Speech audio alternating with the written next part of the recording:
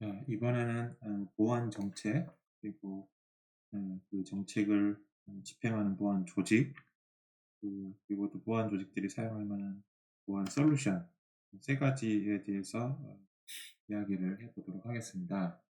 사실은 이런 내용들은 일종의 모티베이션이 좀 중요할 것 같은데요. 왜 우리가 보안 정책이라고 하는 주제로 공부를 하고 또 이러이러한 앞으로 이야기할 그런 보안 정책들이 이렇게 만들어졌는지 또 그런 정책들을 이제 서포트를 하기 위한 조직과 솔루션 같은 것들이 준비되었는지 일종의 모티베이션들이 되는 내용들을 좀 더 이해를 하면 훨씬 더 이 세 가지 내용들이 더 유기적으로 연결이 돼서 이해가 되지 않을까라는 생각이 듭니다. 그래서 일단은 여기 이제 가장 우리나라에서 지금 우리가 이야기하고자 하는 보안 정책, 보안 조직, 또 보안 솔루션에 관련된 내용의 가장 어떤 출발점이 됐던 계기, 사건이 2003년에 발생했던 125 대란이라고 하는 인터넷 대란 사건입니다. 요걸 먼저 좀 살펴보면서 전체적으로 한번 개요를 한번 이야기를 하고 또 이제 각각의 세부 주제에 대한 세부 사항들을 하나씩 나열해가면서 이야기하는 방식으로 진행을 하도록 하겠습니다. 일단 2003년도라고 하는 게 어떤 시절인가라고 좀 생각을 해보면 메모를 하나 올려놨고요. 대한민국의 인터넷 역사라고 하는 위키백과에서 여러분들 찾으실 수 있습니다. 대한민국 위키백과. 대한민국의 인터넷이 어떻게 발전해왔나 재밌는 역사적인 내용들을 이야기했는데요. 여기 보면 대한민국의 이제 인터넷 이용자 수고요. 뭐 이제 2009년도이긴 한데 사실상 우리나라 인구가 뭐 여기서 더 많이 증가했을 것 같지는 않아요. 2024년도 현재 기준으로 봐서는 굉장히 올드한 데이터임에도 불구하고 사실은 2009년도와 2024년도의 차이는 아주 급격하지는 않을 것이다. 우리나라 인구가 급격하게 는 거는 아니니까 충분히 요 그래프를 보고 이 막대 그래프를 보고 대한민국 인터넷이 초기에 발전했을 때 시기에 대해서는 충분히 이야기할 수 있을 것 같아요. 보시면 저기 이제 IMF 1997년 뭐 이런 때죠. 그다음에 김대중 대통령 정부 시절이죠.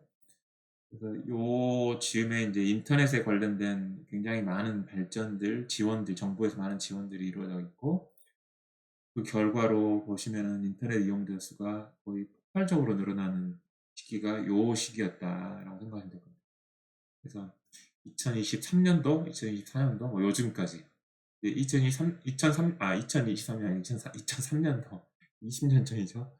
2003년도나 2004년도 요 즈음에 이제 사실 약간 인터넷 이용자 수가 이제 포화되는 시점이죠. 우리나라 인구 수 대비 적절한 어떤 포화가 되는 어떤 상황이지 않을까라는 생각이 드는데요. 이거보다 더 높을 수는 없겠죠. 인구보다 더 많은 인터넷을 사용할 수는 없으니까.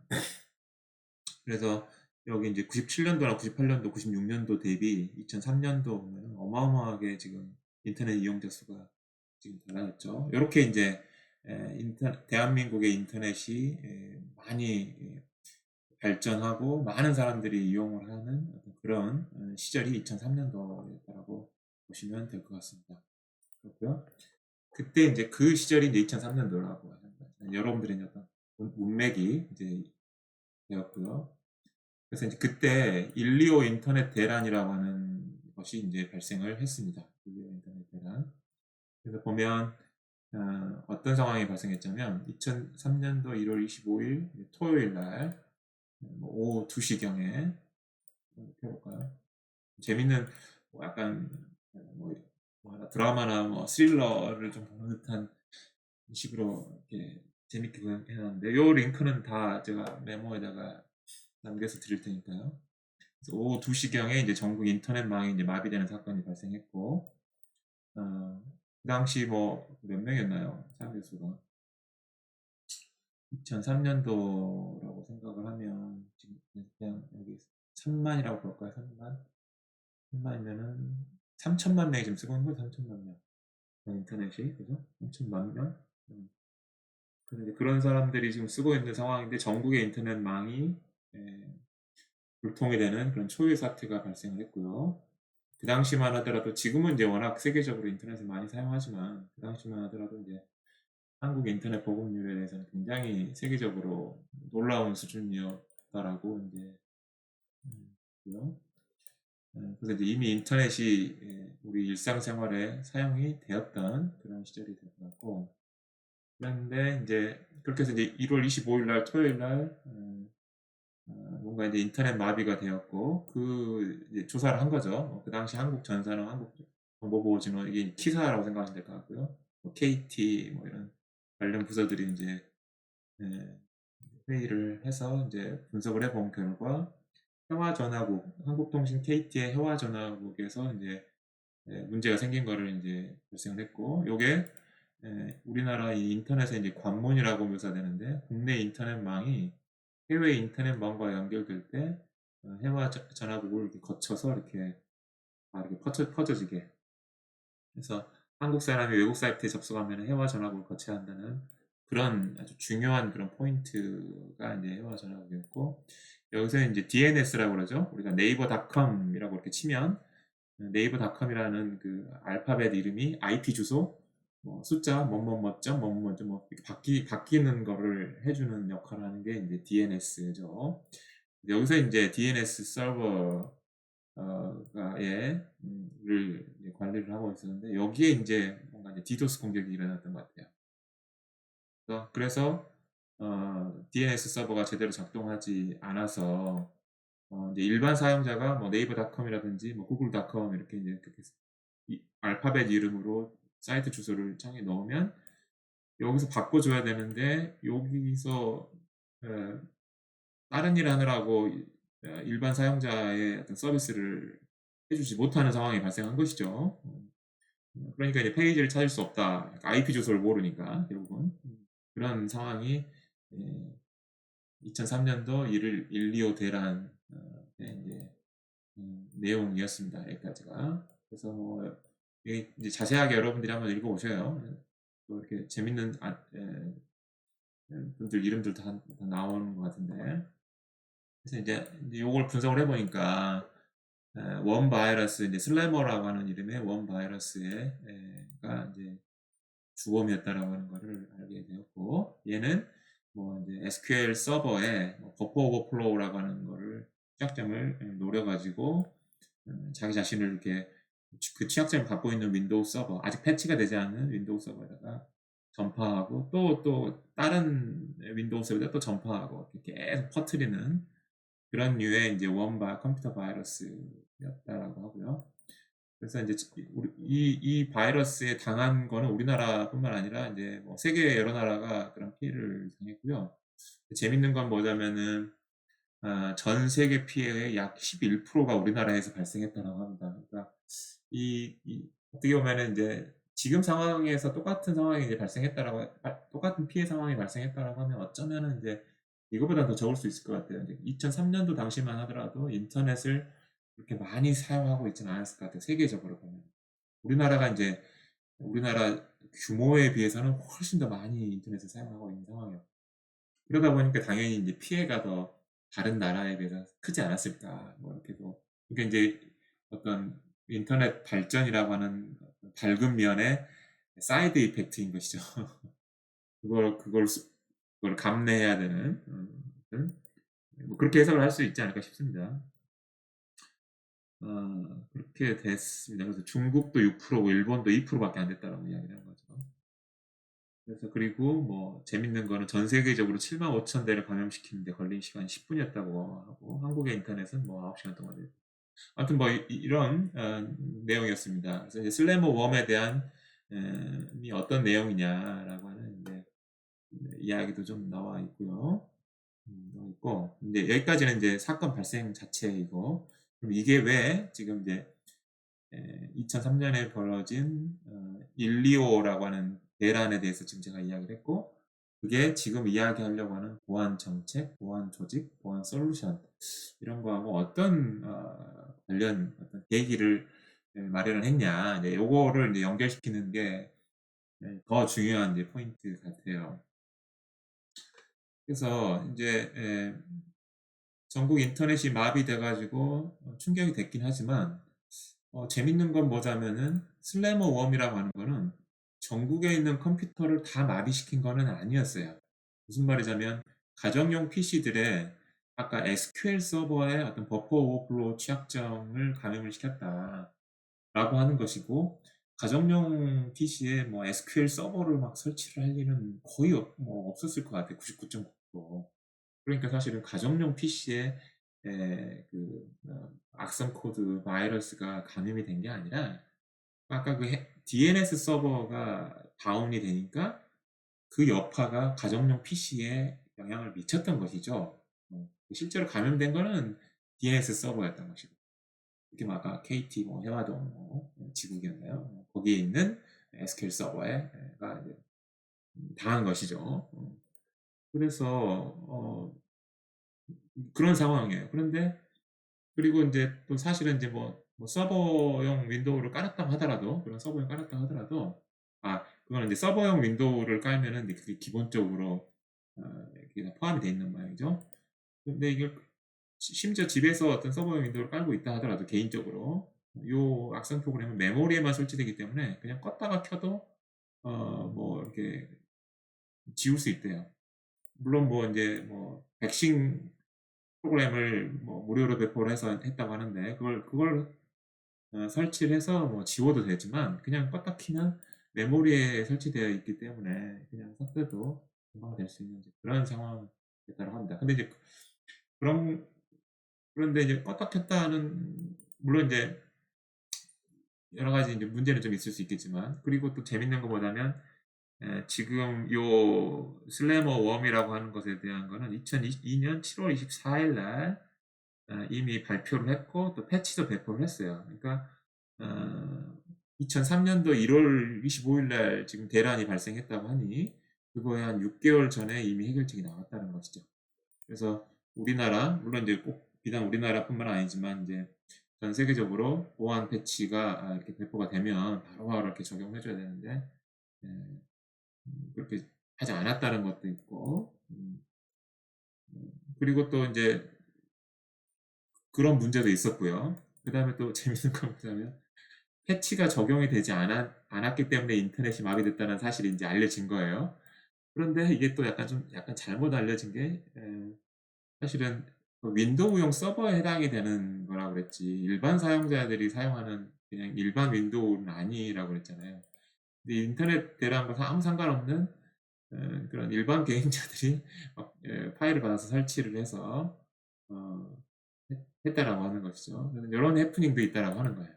어, 그래서 이런 전체적인 그런 상황들이 이게 어떻게 되나요? 그러니까 이제 우리가 이제 인터넷을 막 이제 확장시키고 거기 안에서 이제 서비스를 사용해서 이제 어떤 경제 발전을 만들고 이런 쪽으로만 너무 강조를 하다 보니까 그 인터넷 발전으로 인해서 야기될 수 있는 어떤 정보 보안 문제들, 뭐 사이버 보안 문제들에 대한 그런 고려들을 우리가 준비를 안 했다라고 하는 것이죠.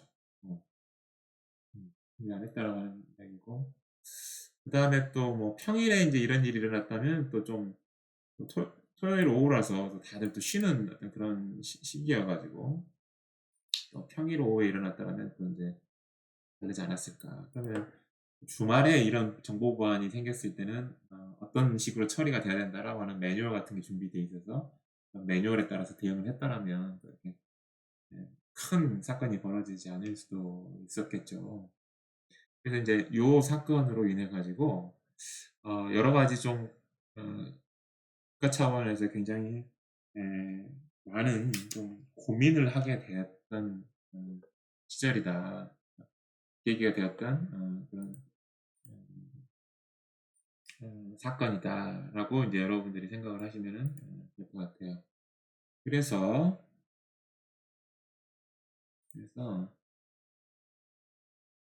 그래서 일단은 사람들이 이제 어떤 생각을 했자면 정보 보안에 대한 관리와 프로세스적인 면, 음, 어떤 특정 문제가 발생했을 때 해결하는 것도 중요하겠지만 항상 이렇게 준비를 하고 있어야 되는, 음, 어떻게 관리하고 또 어떤 절차에 따라서 우리가 준비를 하고 있어야 되느냐, 관리를 하고 있어야 되느냐, 이런 면들이 굉장히 이제 사람들이 이제 깨닫기 시작한 거죠. 중요하다라고 하는 사실이. 그래서 정보 보호에 관련된 사람들이 인식을 굉장히 좀 많이 하게 됐다.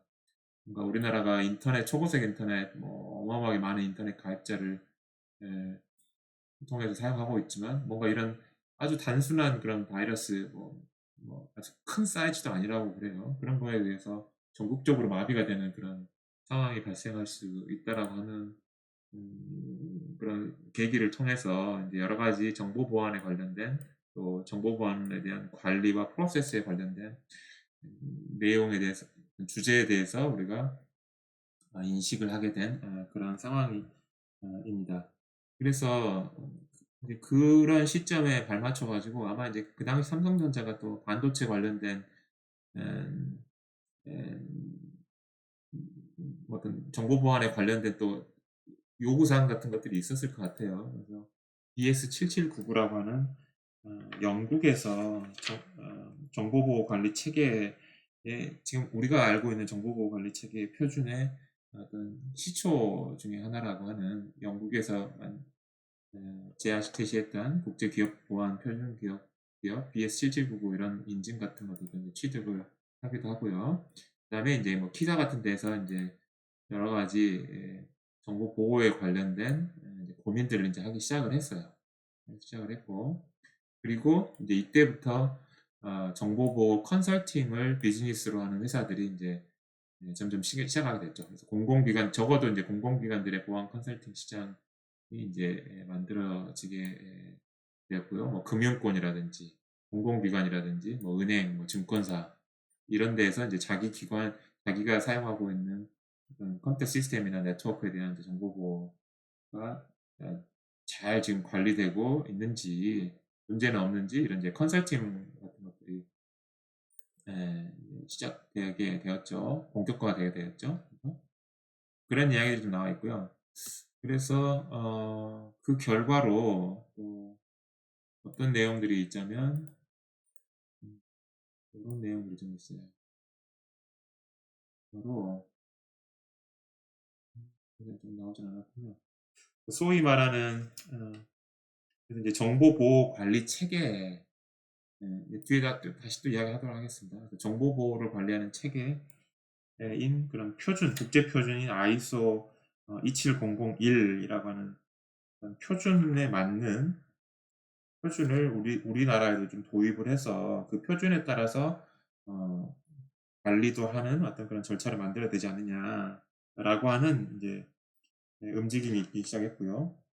또 나중에 2013년도 와서는 이제 개인정보 관련된 이제 내용들이 이제 중요하게 되어서, 특히 이제 유럽이나 이런 데 뭐 GDPR이라고 하는 개인정보 관련된 그런 이제 규제가 생김에 따라서 2013년도 이제 국내에서는 개인정보보호법이라고 하는 PIMS라고 하는 또 체계가 생겼어요. 개인정보보호법 체계.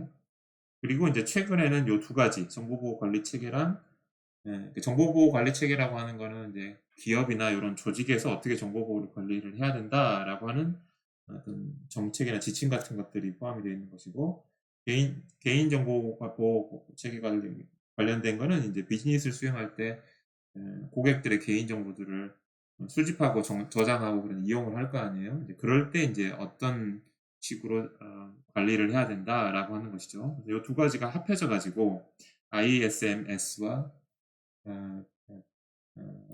PIMS, 그죠? PIMS라고 하는 두 가지가 이제 합해져 가지고 여기에 두 가지가 합해져서 이제 IMSP라고 하는 정보 보호 및 개인정보 관리 체계, 이렇게 요 두 개가 합해져 가지고 그런 ISMS-P라고 하는 게 이제 발표가 되기도 했습니다. 요런 내용들이 있고요. 그다음에 또 요런 내용들이 인제 그 뭐 125 인터넷 대란으로부터 쭉 이어져 온 정보 보안에 관련된 우리 이제 국가적인 차원에서의 어떤 그런 대응 방안이라고 생각하시면 될 것 같고요. 그리고 더 직접적으로는 그 125 인터넷 대란이 이제 발생한 다음에는 2004 년도에 국가정보원 산하의 국가사이버안전센터라고 하는 게 인제 설립이 되었고요. 그다음에 인제 금융감독원에서는 여러 인제 금융기관들을 관리하는 대표 기관이죠, 금융감독원.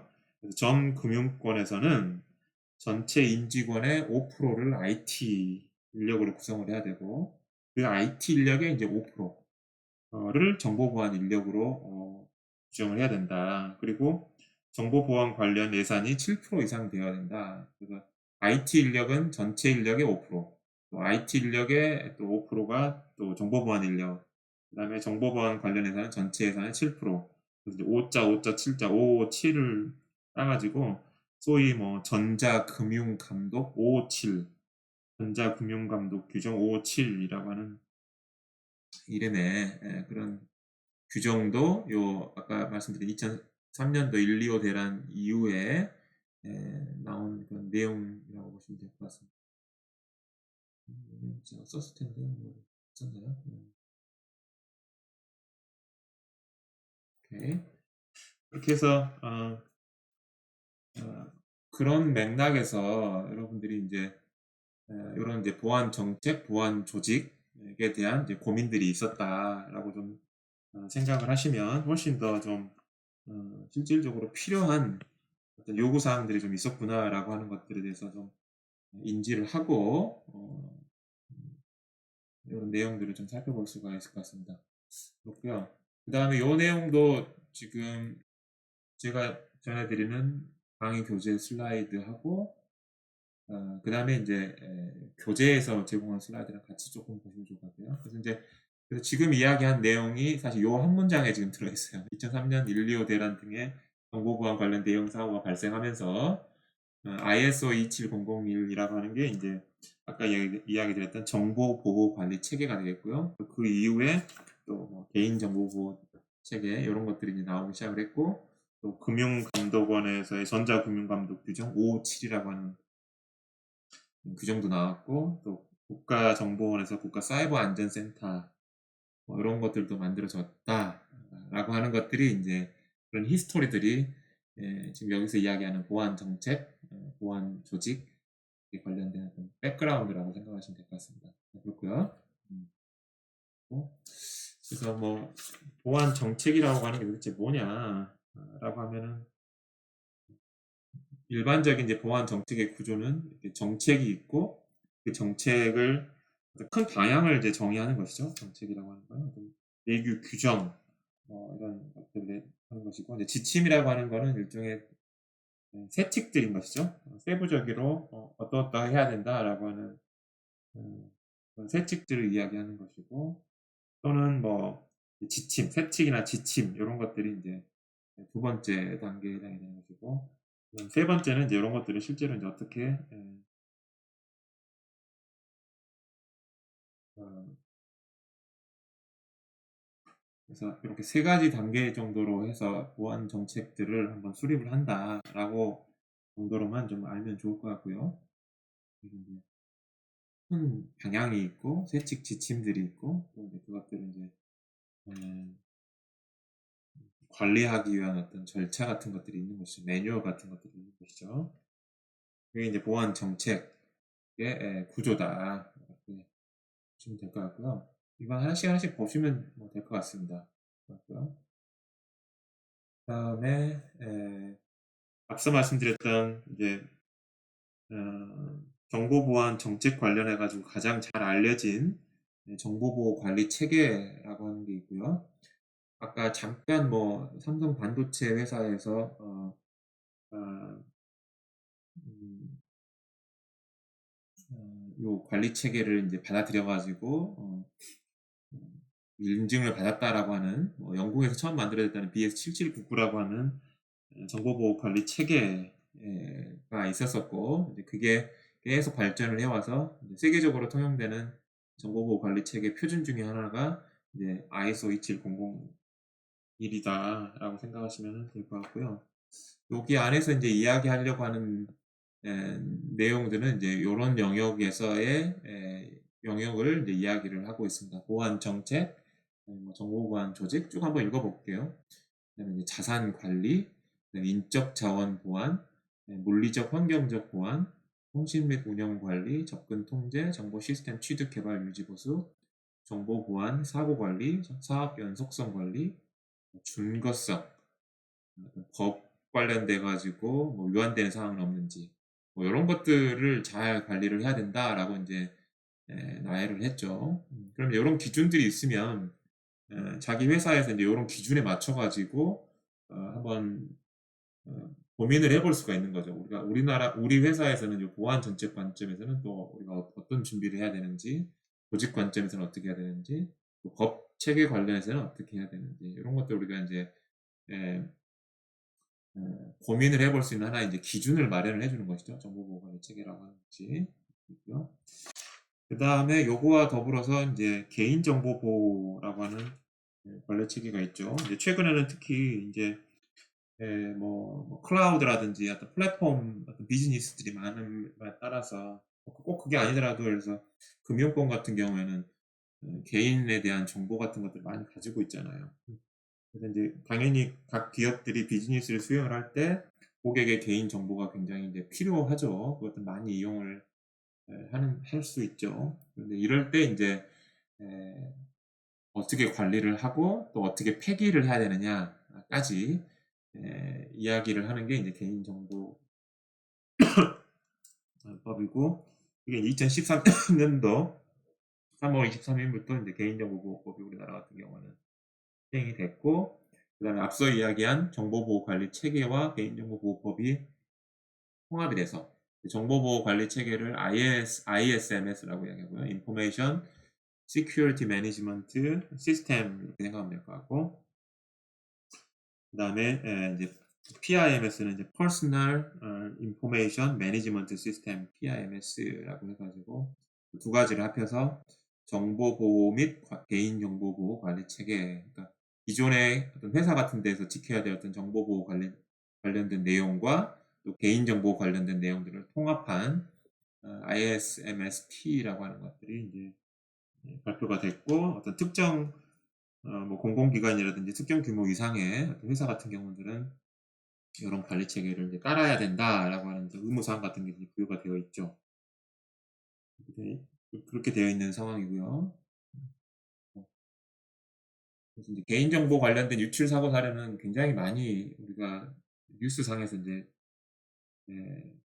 접하죠. 여기에 이제 그런 사례들을 조금 나열을 좀 했다라고 보시면 될 것 같고요. 그래서 그 개인 ISMSP, 그러니까 정보보호 관리 체계랑 개인정보보호를 합한 그 두 가지 내용을 합한 ISMSP에서 관리하고자 하는 바가 이제 요거다라고 생각하면 될 것 같습니다. 그래서 요 내용들은 아마도 정보보호 관리 체계는 ISO 27001을 ISO 27001을 상당히 따르니까 요 부분에 대한 영역들이 여기 들어와 있을 거고 거기다가 이제 개인정보보호 관련된 내용들이 들어가 있다라고 이제 생각을 하시면 될 것 같습니다. 그래서 이제 ISMSP에서 통제하고자 하는 그런 영역들과 세부 분야들이 무엇인가라고 하는 것들을 한번 보시면 좋을 것 같아요. 그래서 관리 체계 수립 및 운영이라는 영역이 있고, 그다음에 보호 대책 요구 사항이라고 하는 영역이 있고, 그다음에 개인정보 처리 단계별 요구 사항이라고 하는 세 가지 영역으로 크게 분류가 되어 있고, 각각은 뭐 4가지, 뭐 12가지, 뭐 5가지 세부 분야로 나뉘어서 통제를 하고 있다. 뭐 한 번씩 읽어보시면은 좋을 것 같습니다. 또 요거 나름대로의 이야기가 있어서 요 내용들만을 사실은 이제 주로 다루는 또 이제 별도의 이제 강좌가 개설이 될 예정입니다. 그 다음에 사실은 우리 이제 웹 보안 애플리케이션 보안에서는 많은 고민을 하진 않았지만 요새는 이제 그러니까 웹을 액세스하는 어떤 그런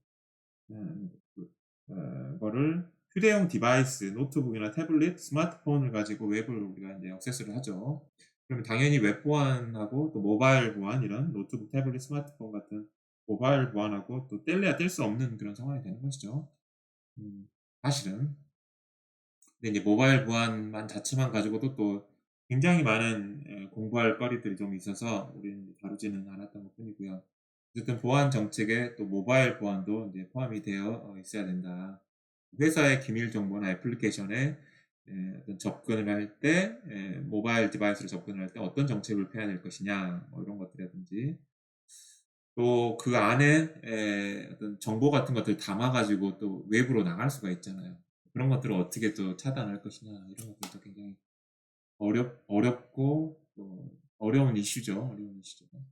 관리하기가 쉽지 않은 이슈들인 것이죠. 모바일 보안들이 있습니다.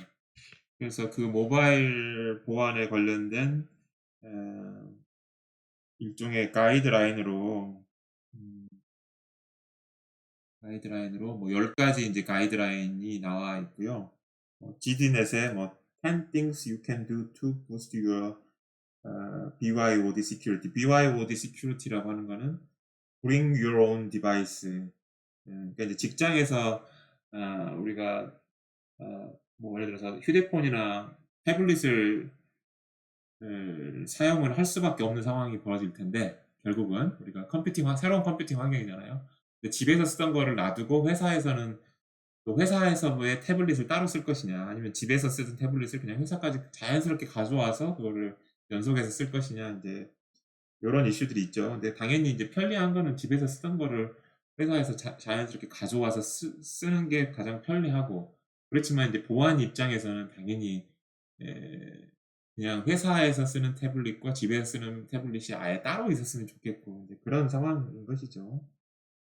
그런데 이제 BYOD라고 하는 게 이제 Bring Your Own Device라고 하는 것이고 개인적으로 소유한 휴대폰 디바이스를 이제 직장에서 사용을 할 때 그런 상황을 가정을 해가지고 보안 정책을 어떻게 펴고 어떻게 이제 집행을 할 것이냐 이런 고민을 하는 것이죠. 그럴 때 이제 10가지 한 가이드라인이 좀 있다라고 하는 거를 이제 GDNet이라고 하는 또 IT 관련된 유명한 또 미디어죠. 미디어에서 이제 발표한 걸 가지고 발표한 10가지 내용들이 있습니다. 그래서 그 10가지 내용들이 이제 아까 이야기한 개인 휴대용 디바이스를 기업 안에서 사용을 할 때 보안 취약성을 좀 최소화하려면 지금 이야기하는 이런 10가지 내용 같은 것들을 좀 잘 통제를 해야 된다. 이런 이야기를 하는 거예요. 그래서 모바일 장치에 대한 보안 경험이 많은 컨설턴트를 고용을 하자. 한번 쭉 읽어보겠습니다. 또 디바이스 제어나 보안이 가능한 그런 어떤 관리 소프트웨어를 좀 도입을 하자. 그 다음에 또 VPN을 활용을 좀 하자. 또 외부에서 이제 나중에 이야기하겠지만 외부에서 회사 인터넷을 접속을 할 때 VPN 같은 걸 활용을 하도록 하자. 그 다음에 또 디바이스에 또 패스워드 같은 거 설정을 해야 되겠고 또 암호화 같은 거 잘 해야 될 것 같고 또 안티바이러스 소프트웨어 당연한 이야기죠. 그 다음에 이제 뭐 접근 제어, 방화벽, 그 다음에 데이터에 대한 뭐 감시 기능 확대, 이제 왔다 갔다 하는 데이터를 사용하고 하는 것에 대한 이제 계속 로그 같은 것들을 남겨야 되겠죠. 나중에 혹시 이제 사고가 터졌을 때 이제 분석을 할 수 있도록 역추적할 수 있도록 로그 파일에 대한 통지 기능 설정. 그러니까 뭐 의심스러운 어떤 패턴이 있었을 때 뭐 이벤트가 발생해 가지고 보안 관리자한테 이제 리포트하는 뭐 기능들.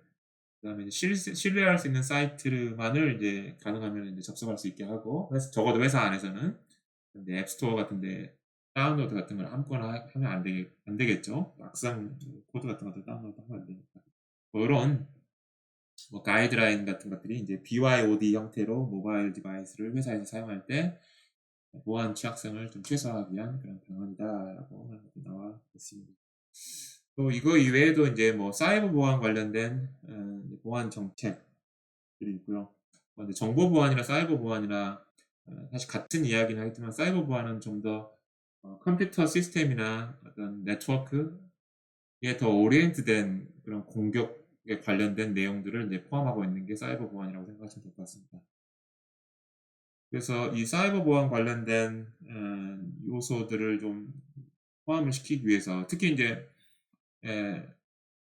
포함을 시키기 위해서 이제 어떤 내용들이 좀 있자면 뭐 소셜 엔지니어링 공격이라든지 또 악성 코드, 뭐 스파이웨어, 그다음에 또 기타 잠재적으로 위험한 소프트웨어 뭐 이런 것들을 잘 통제를 해야 된다라고 하는 내용들이 또 좀 추가가 되었고 사이버 보안을 위해서. 그다음에 뭐 웹 관련된 내용, 뭐 P2P 네트워킹, 뭐 인스턴트 메시징, 그다음에 뭐 보이스 앤 비디오 오버 IP, 뭐 VoIP라고 이야기를 하죠. 그다음에 피싱 같은 거, 그다음에 소셜 네트워크 사이트 뭐 이런 것들도 고려를 해야 된다. 뭐 이런 내용들이 인제 또 추가로 아까 앞에서 이야기했던 어 정보보호 관리 체계 또는 그 ISMSP라고 하는 이제 그런 내용들에 요런 내용들도 좀 추가가 되어 있다라고 하는 정도만 알아두면 좋을 것 같습니다. 그래서 그래서 IT 기술이 계속 발전함에 따라서 새로 통제해야 될 내용들이 계속 이렇게 더 많아지는 것 같아요. 네, 그렇습니다.